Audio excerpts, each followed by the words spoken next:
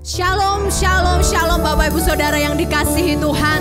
Sungguh kebahagiaan pada pagi hari ini kita boleh berjumpa lagi. Dan saya percaya Bapak Ibu Saudara juga mengalami penyertaan Tuhan yang luar biasa dalam seminggu ini. Kita mau memuji Tuhan kita karena keselamatan yang Dia beri, karena berkat-berkatnya yang luar biasa.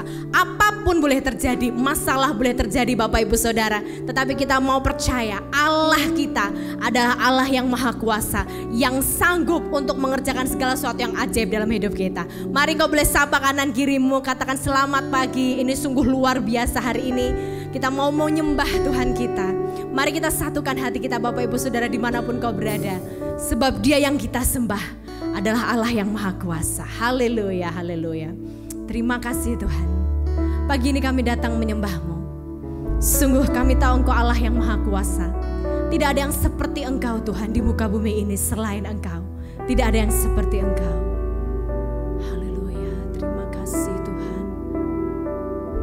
Terima kasih Tuhan.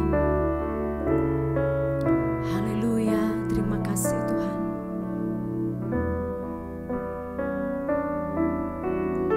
Haleluya.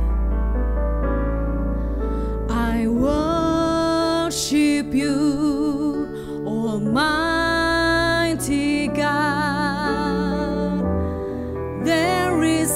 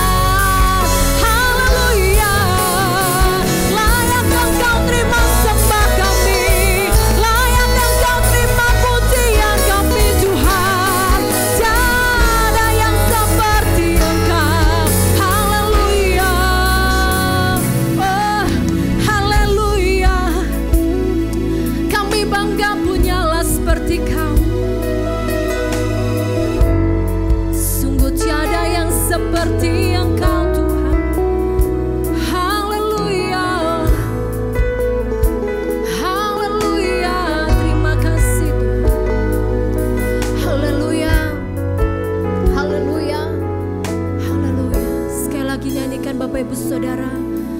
Ku sembah Kau Allah kuasa, tiada seperti Kau. Mari renungkan, tidak ada yang seperti Dia.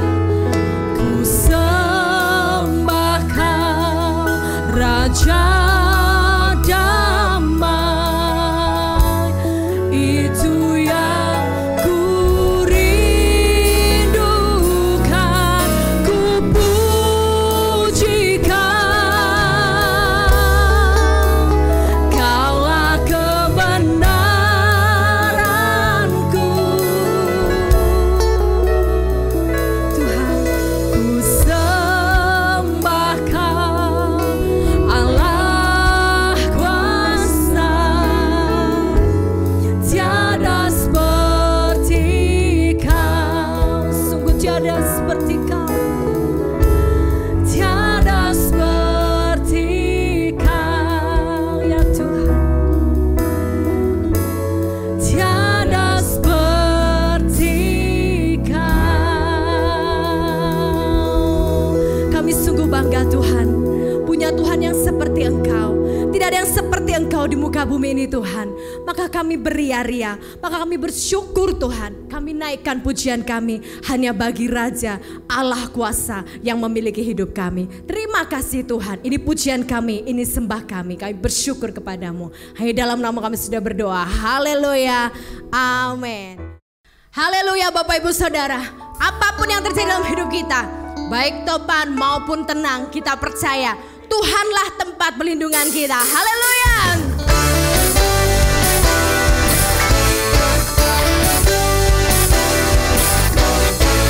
Ya, mari kita bertepuk tangan bersama-sama Bapak Ibu Saudara.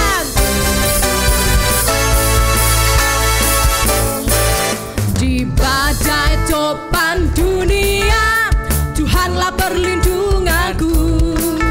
Kendati goncang semesta, Tuhanlah perlindunganku. Baik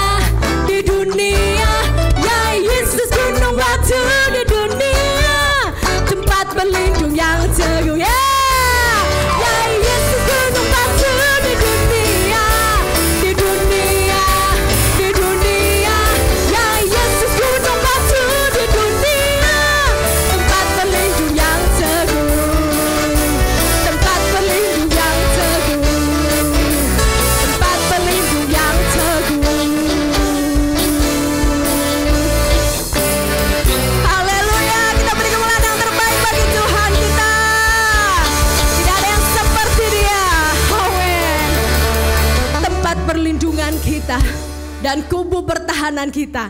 Kita mau tetap percaya kepada Dia, Allah yang baik itu. Haleluya.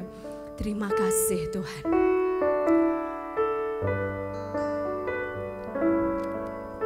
Haleluya. Haleluya. Terima kasih Tuhan.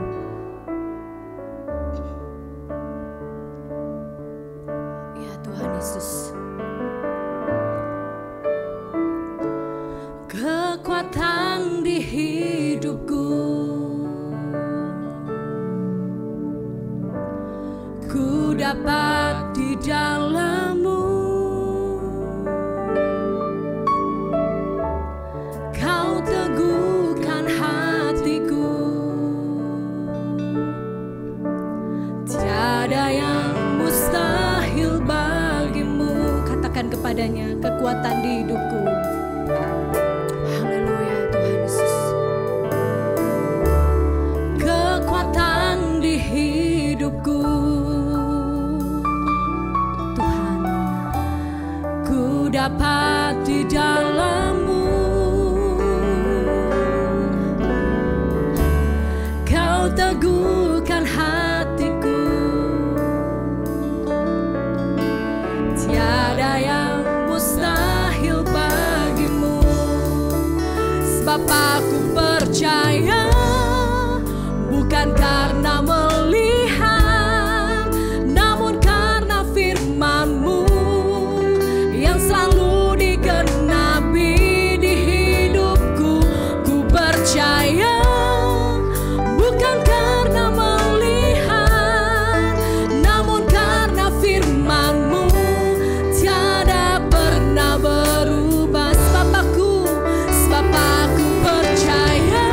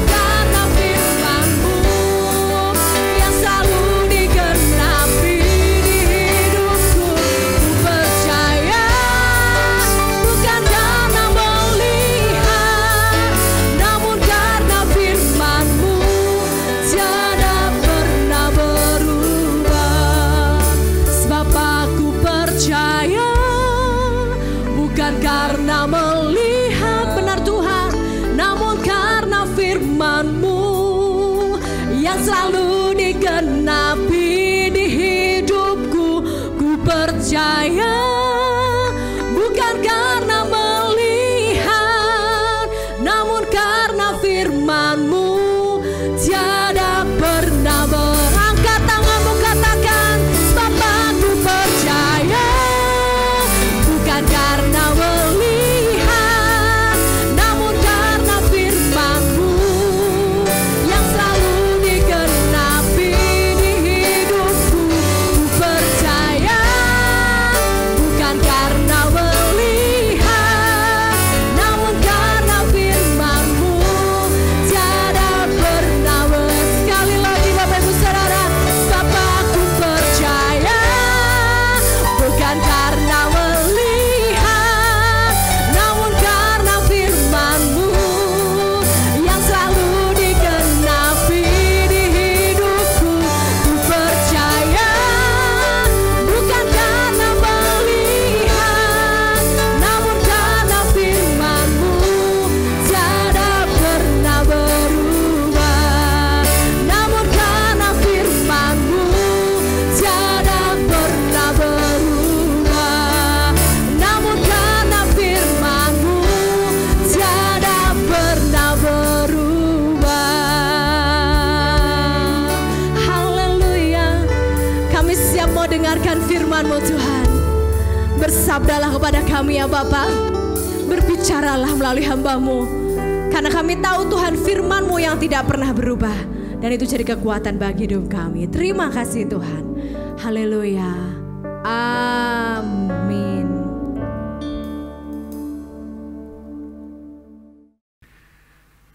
Shalom Bapak Ibu Saudara yang dikasihi Tuhan. Senang kembali menjumpai Bapak Ibu Saudara dimanapun hari ini berada. Kita akan sebentar lagi akan belajar kebenaran firman Tuhan. Tapi terlebih dahulu kita akan berdoa, minta pertolongan dan pimpinan dari Tuhan. Mari kita tundukkan kepala sekali lagi. Bapa kami di dalam surga, sungguh kami bersyukur pada pagi hari ini. Terima kasih buat kekuatan yang Tuhan berikan kepada semua kami sampai pada hari ini. Kami percaya semua oleh anugerah dan pertolongan Tuhan.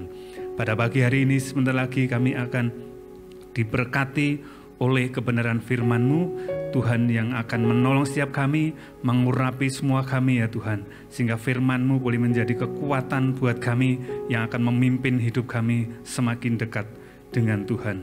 Di dalam nama Tuhan Yesus kami serahkan pemberitaan firman Tuhan pagi hari ini. Haleluya. Amin. Bapak Ibu yang dikasihi Tuhan, tema firman Tuhan pagi hari ini yaitu jangan berhenti percaya. Sebelum kita akan masuk lebih jauh lagi, kita akan baca di dalam Injil Lukas. Injil Lukas pasalnya yang ke-8, ayatnya yang ke-40. Injil Lukas pasal 8 ayat yang ke-40 sampai ayat yang ke-59. Saya akan bacakan demikianlah firman Tuhan. Lukas 8 ayat 40 sampai ayat yang ke-56. Ketika Yesus kembali, orang banyak menyambut dia sebab mereka semua menanti-nantikan dia. Maka datanglah seorang yang bernama Yairus. Ia adalah kepala rumah ibadat. Sambil tersungkur di depan kaki Yesus, ia memohon kepadanya supaya Yesus datang ke rumahnya.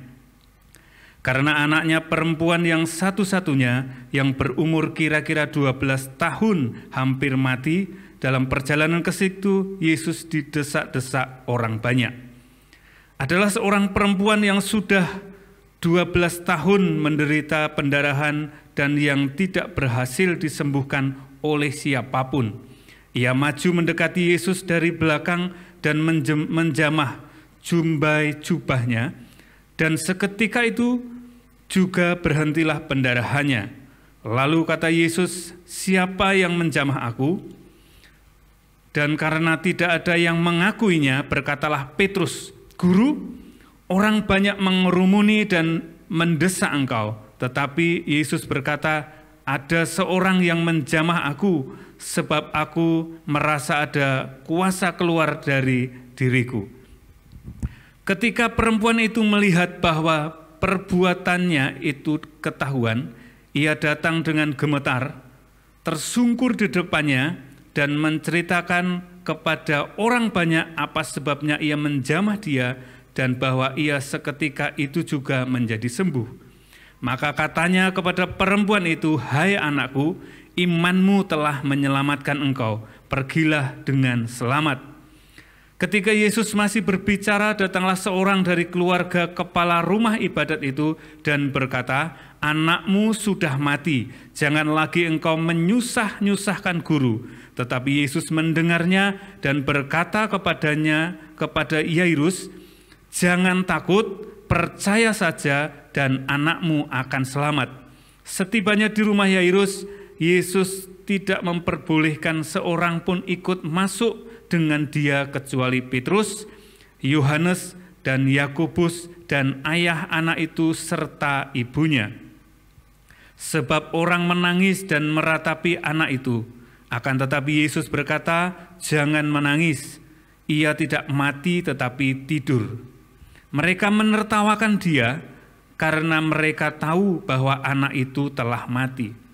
Lalu Yesus memegang tangan anak itu dan berseru katanya, "Hai anak, bangunlah." Maka kembalilah roh anak itu dan seketika itu juga ia bangkit berdiri.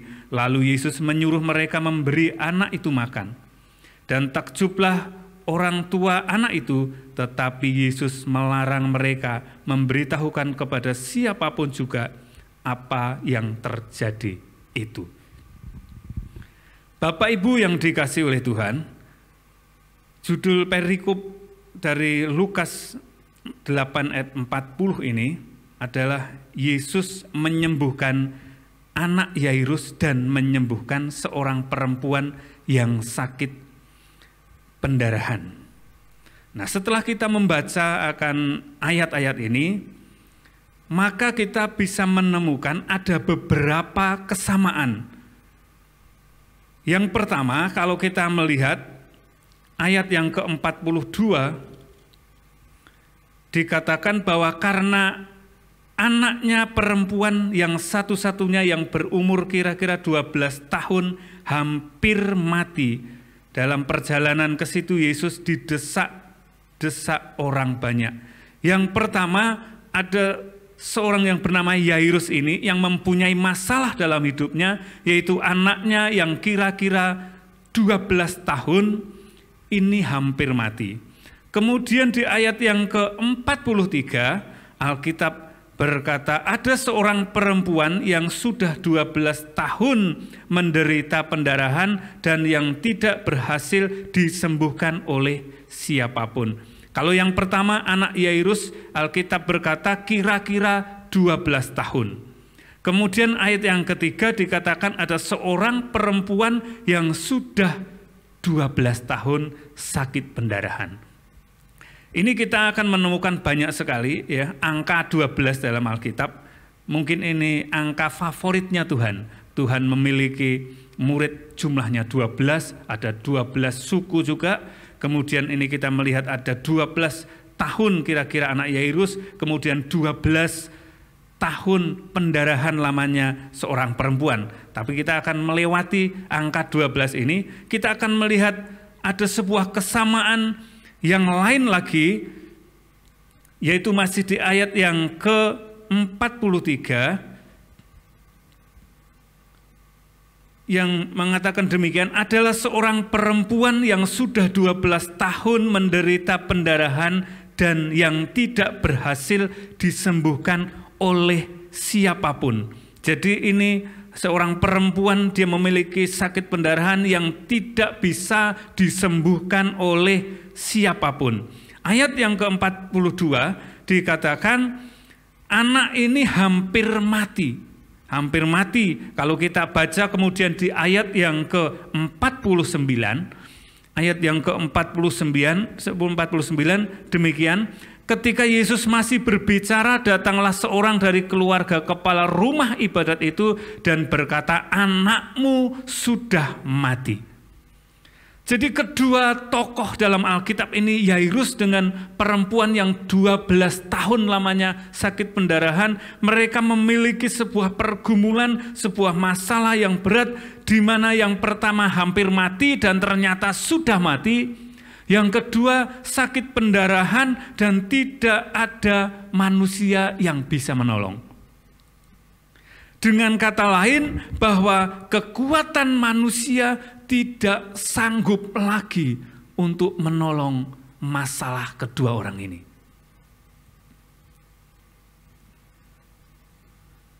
Lalu kita akan menemukan ada sebuah kesamaan yang lain lagi, yaitu kesamaan selanjutnya, mereka sama-sama datang kepada alamat yang tepat, yaitu kepada Yesus. Jadi mereka mengerti bahwa sudah tidak ada harapan lagi dia untuk berharap kepada manusia, dan satu-satunya harapan, satu-satunya yang dia tahu, dia datang kepada Yesus.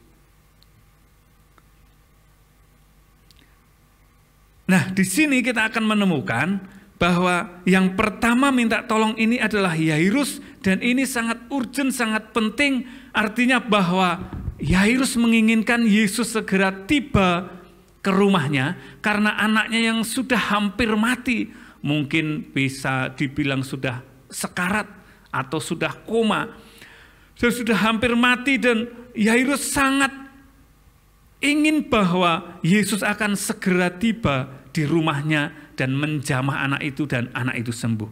Namun masalahnya adalah rupanya ada seseorang yang menginterupsi Tuhan, yaitu seorang perempuan yang sakit pendarahan 12 tahun lamanya.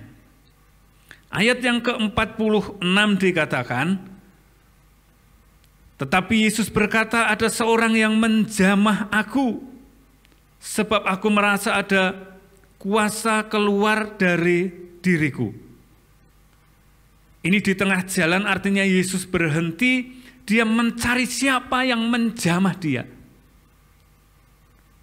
Dan ayat yang ke-47 dikatakan, ketika perempuan itu melihat bahwa perbuatannya itu ketahuan, ia datang dengan gemetar, tersungkur di depannya dan menceritakan kepada orang banyak apa sebabnya ia menjamah dia dan bahwa ia seketika itu juga menjadi sembuh.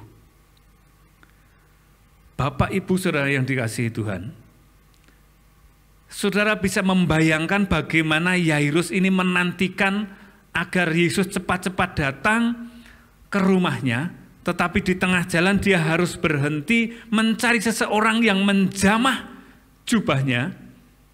Dan ayat yang ke-47 dikatakan wanita ini menceritakan.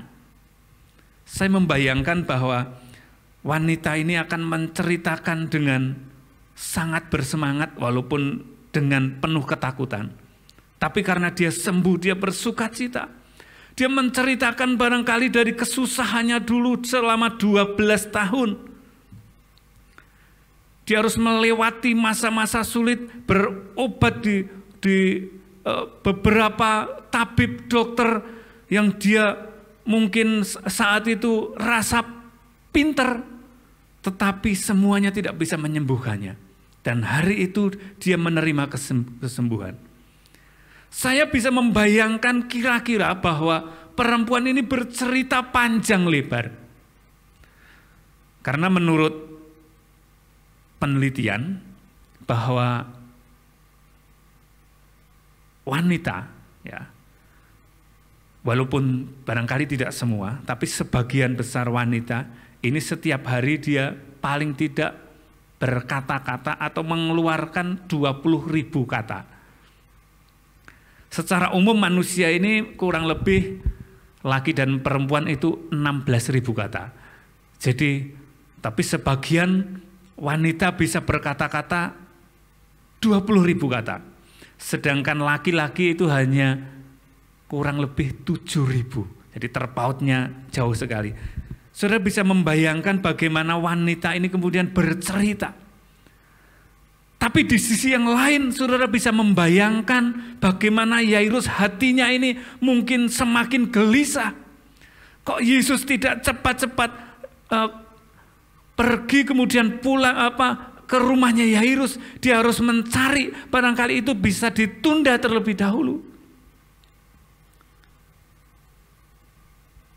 Dan ayat yang ke-9, ayat yang ke-49 dikatakan ketika Yesus masih berbicara, datanglah seorang dari keluarga kepala rumah ibadat itu dan berkata, anakmu sudah mati.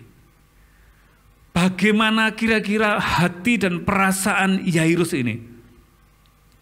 Dalam sekejap mungkin dia berpikir, coba seandainya wanita ini tidak menghalang-halangi, tidak menginstruksi Yesus, pasti sudah sampai ke rumahnya, setidaknya anaknya sudah ditumpang tangan dan anak itu sudah sembuh.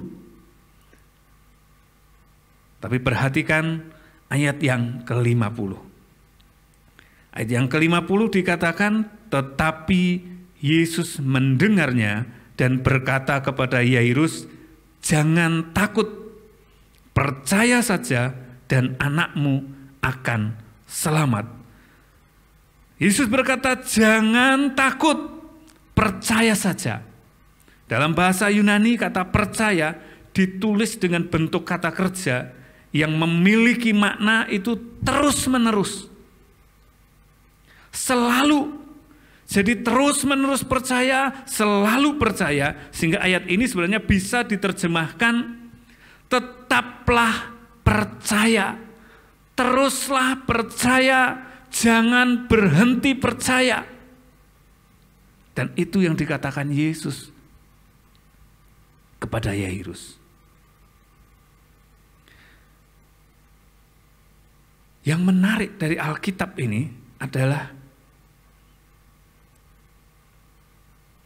Yesus menghubungkan antara ketakutan dengan kepercayaan. Jangan takut, percaya saja. Alkitab menyandingkan jangan takut, ketakutan dengan percaya. Ada apa sebenarnya antara percaya dengan takut? Saudara barangkali ingat Petrus, ya, Petrus murid Yesus. Ketika ia berjalan di atas air, kita akan lihat sebentar di Matius 14 ayat yang ke-30. Matius 14 ayat yang ke-30, demikianlah firman Tuhan. Tetapi ketika dirasanya tiupan angin, takutlah ia dan mulai tenggelam lalu berteriak, Tuhan, tolonglah aku. Segera Yesus mengulurkan tangannya, memegang dia dan berkata, hai orang yang kurang percaya, mengapa engkau bimbang? Lalu mereka naik ke perahu dan angin pun redalah. Perhatikan ayat yang ke-30, dikatakan takutlah ia, yaitu Petrus, dan mulai tenggelam. Ayat yang ke-31 dikatakan, Yesus mengatakan, hai orang yang kurang percaya. Jadi ada hubungan antara takut dengan kepercayaan ini. Semakin takutnya mendominasi hidupnya, menguasai hidupnya, maka secara otomatis kepercayaannya berkurang. Kalau kita lihat dari kisahnya Petrus ini, Petrus awalnya dia bisa berjalan beberapa langkah di atas air. Tapi karena dia mulai takut, dia mulai tenggelam, dan Tuhan berkata, hai orang yang kurang percaya. Artinya ketakutan ini membawa dampak di mana bisa mengurangi kepercayaannya dia dengan Tuhan, bahkan bisa menghilangkan percayanya kepada Tuhan. Rupanya takut itu berkaitan erat dengan percaya. Semakin besar rasa takut, maka semakin hilang rasa percaya kepada Tuhan. Makanya tidak heran ketika ada kabar kepada Yairus bahwa anaknya sudah mati, Yesus berkata, jangan takut, percaya saja. Jangan takut, tetaplah percaya. Jangan takut, terus-menerus percaya. Jangan takut dan jangan berhenti percaya. Dan ayat yang selanjutnya, kalau kita melihat kisah ini, pada akhirnya Yesus sampai di rumah Yairus. Dan singkat cerita, anak itu dibangkitkan kembali. Bapak, Ibu, Saudara yang dikasihi Tuhan, mungkin kita sedang ada dalam posisi seperti kedua orang ini. Yairus yang anaknya hampir mati dan sudah mati. Seorang wanita atau seorang perempuan yang sudah 12 tahun pendarahan dan tidak ada manusia yang bisa menolong. Kekuatan tidak mampu, kekuatan manusia tidak mampu lagi menolong kedua orang ini. Mungkin kita sedang menghadapi hari-hari ini seperti ini. Sudah tidak mungkin lagi bisa. Sudah tidak mungkin lagi mampu. Secara manusia, kekuatan manusia itu tidak mungkin. Tidak ada yang bisa lagi menarik kita keluar dari masalah yang sedang kita hadapi. Terlalu rumit, terlalu sulit, terlalu besar. Tapi Bapak, Ibu, Saudara yang dikasihi Tuhan, pagi hari ini firman Tuhan berkata, jangan takut. Percaya saja, tetap percaya, terus-menerus percaya kepada Tuhan, dan jangan pernah berhenti untuk percaya kepada Tuhan. Amin. Kekuatan manusia mungkin sudah tidak mampu lagi menolong. Seperti halnya Yairus dan perempuan yang 12 tahun pendarahan. Tetapi mereka memiliki sebuah kesamaan. Dia pergi kepada pribadi yang tepat, yaitu kepada Yesus. Pagi hari ini, jika kita sedang menghadapi masalah, pergumulan, mari datang kepada alamat yang tepat. Datang kepada Yesus. Sampaikan keluh kesahmu, sampaikan isi hatimu, sampaikan pergumulan hidupmu kepada Yesus. Dan saya percaya Dia akan menolong kita semua. Amin.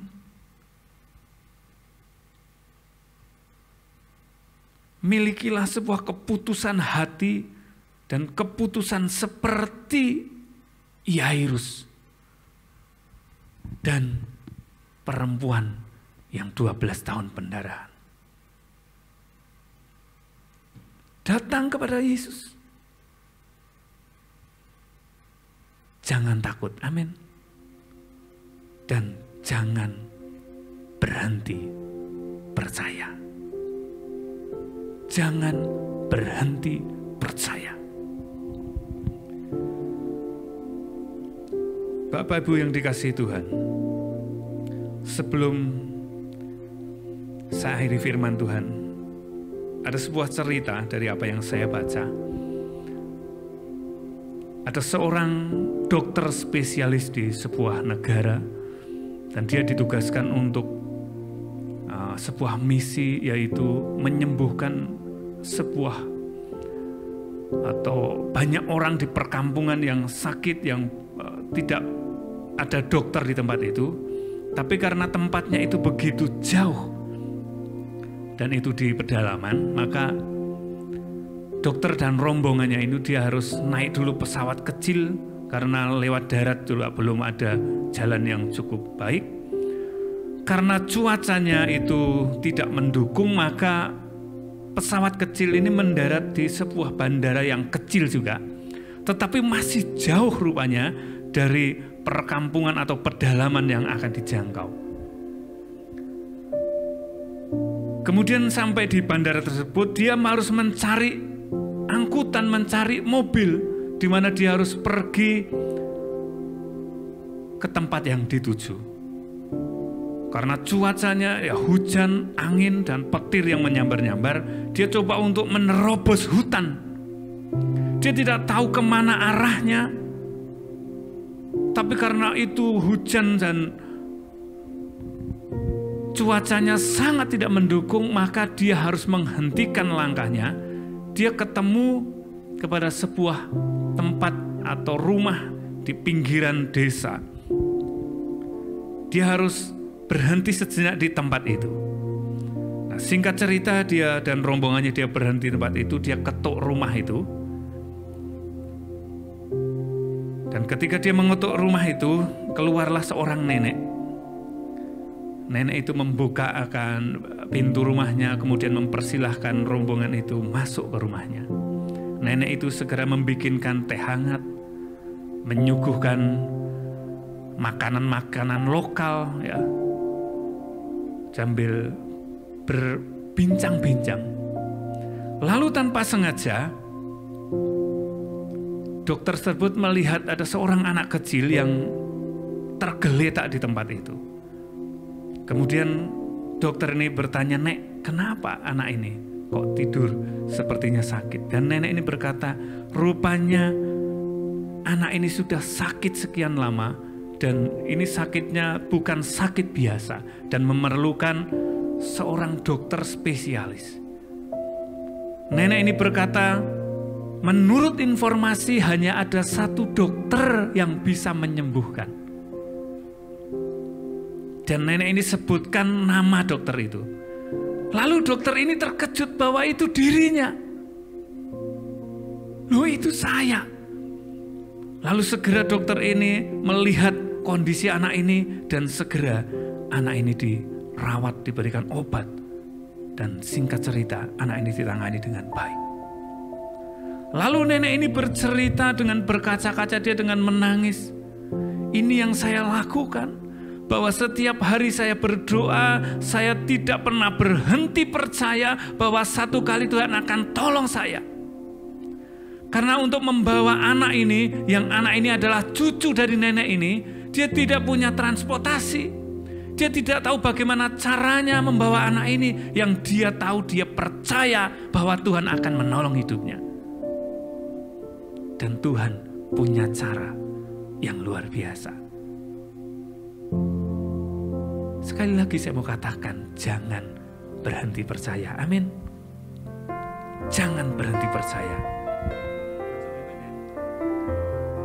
Mari kita tundukkan kepala. Tak sekalipun melupakanku, Kau menuntun langkahku.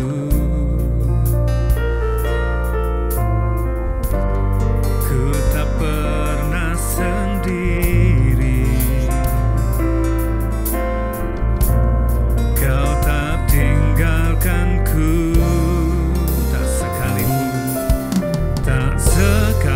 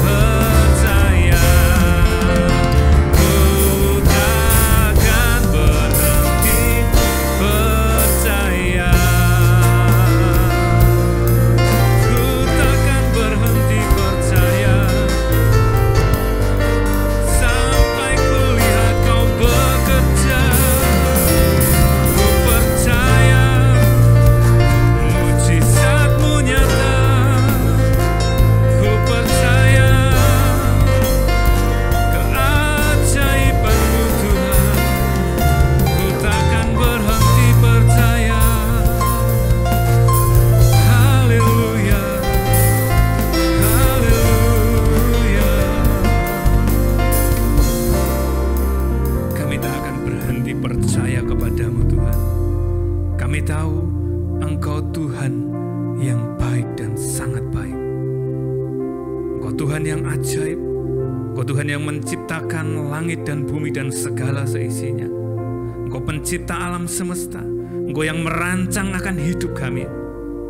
Kalau kami hari-hari ini ada dalam kesulitan, kami ada dalam masalah, kami tahu Tuhan punya rancangan dan rencana yang baik.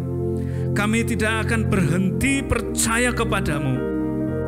Dan kami percaya kami akan melihat mujizat itu dalam hidup kami. Pagi hari ini Tuhan, Engkau lihat akan iman kami. Dan pagi hari ini, biar Engkau berkata kepada semua kami, jangan takut, terus percaya, tetap percaya, dan jangan pernah berhenti untuk percaya. Kami percaya akan hati-Mu, bahwa sungguh Engkau mengasihi setiap kami. Terima kasih buat firman-Mu pagi hari ini. Kami akan melihat mujizat demi mujizat terjadi dalam hidup kami. Demi nama Yesus, kami berdoa. Haleluya. Amin.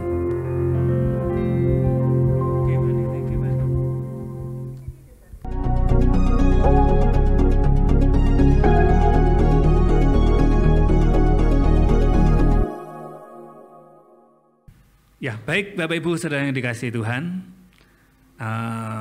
pengumumannya adalah minggu depan kita akan ada perjamuan Tuhan. Saudara bisa ambil di gereja atau nanti juga akan dikirim ke ketua-ketua komsel dan akan diantar ke tempat saudara. Tapi bagi yang bisa mengambil, saudara bisa mengambil pada jam kerja di gereja. Kemudian saudara bisa memberikan persembahan saudara, persepuluhan saudara di layar yang sudah tersedia, supaya Tuhan dimuliakan dengan apa yang kita miliki, dan kami percaya semuanya untuk hormat kemuliaan bagi nama Tuhan. Mari kita akan akhiri ibadah pagi hari ini, kita akan terima berkat dari Tuhan. Terima kasih Tuhan Yesus, terima kasih. Tuhan memberkati engkau dan melindungi engkau. Tuhan menyinari engkau dengan wajah-Nya dan memberi engkau kasih karunia. Tuhan menghadapkan wajah-Nya kepadamu dan memberi engkau damai sejahtera. Terimalah pada hari ini berkat serta anugerah dari Allah Bapa, kasih sayang dari Tuhan Yesus Kristus, serta persekutuan dengan Roh Kudus hari ini sampai Maranatha, Yesus datang yang kedua kali. Katakan bersama-sama, amin.